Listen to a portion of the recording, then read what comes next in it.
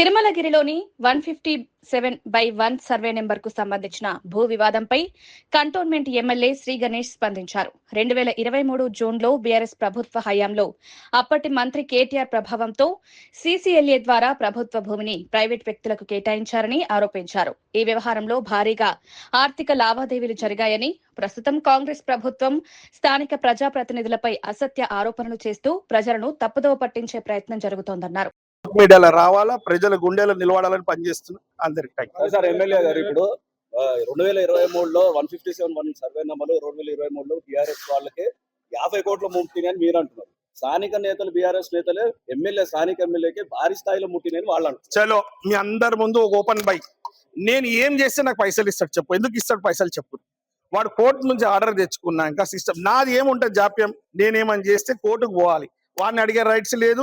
అక్కడ పోయి వేరే వాళ్ళు లెక్క నేను అక్కడ కూర్చొని ధర్నా చేసే రైట్స్ లేదు. యాజ్ ఎమ్మెల్యేగా నేను ఏముంది, నా బాధ్యత అదే చేస్తాం. కానీ ఎక్కడ పడితే అక్కడ రావుతుంది, కానీ ఎక్కడ పడితే కొట్టుడు కాదు కదా. 10 నెలల క్రితం మీరు పొంగులేటి గారిని కలవాలనే ఉద్దేశం, ఇందిరా ఎమ్మెల్యేలు కట్టించాలన్న ఉద్దేశంతో మీరు కలవడం, తర్వాత ప్రభుత్వ భూమి ప్రైవేట్ గా ఎట్లా మారింది, దాంట్లో మీకు 5 కోట్ల రూపాయలు కూడా ముట్టినట్టు విషయానికి ఆరోపిస్తున్నారు. మీరు వంశీ గారు, మీరు చెప్పేది వినండి. ఎవరికి ఎన్ని ముట్టిందా అనేసి కేటీఆర్ని అడగండి. కేటీఆర్కి 50 కోట్లు ముట్టిందా లేదా అని. కేటీఆర్ 50 కోట్లు తీసుకోకుంటే 2023 జూన్లో సీసీఎల్ఏ క్లియరెన్స్ ఇవ్వకుంటే కోర్టులో కూడా ఈ రోజు ఆయన గెలిచేవాడు కాదు.